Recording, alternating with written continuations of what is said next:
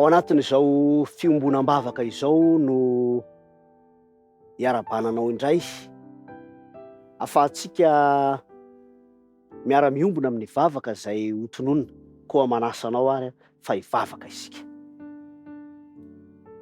Rahainay tsara indrindra zay any an-danitro, rahainay amin'ny alalan'i Jesosy Kristy,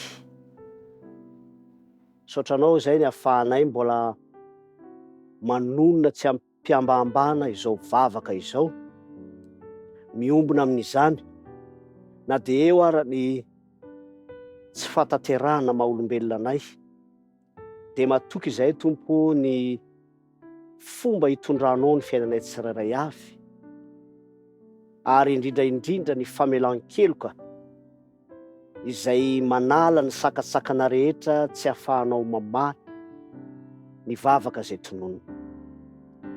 Saotranao zay ny am'zany, ary tehirizo ao anatinay tsirairay avy zany fatokiana izany, raha mitondra-bavaka manokana mahakasika ny zoma olona izahay. Misy tokoa Tompo ireo zay mety tsy manana tombotsoa hisitraka izany zoma olona izany am'kalalahana.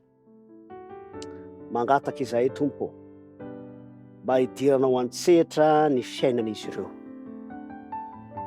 mba arovanao izany zo izany, ahafahan'izy ireo misitraka izany amin'ny rariny sy nitsiny.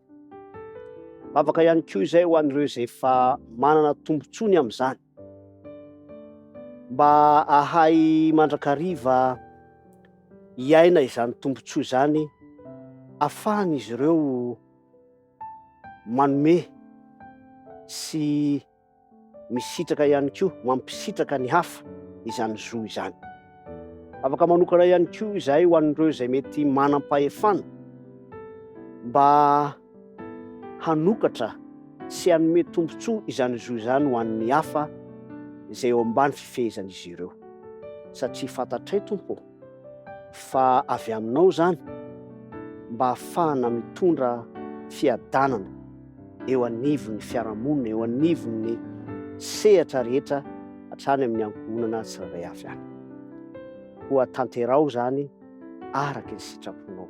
Mitondra-bavaka manokana ihany koa izay ho an'ity renim-pianakaviana ity zay ampitan-dranomasina, eo am-pikarakarana ny taratasy.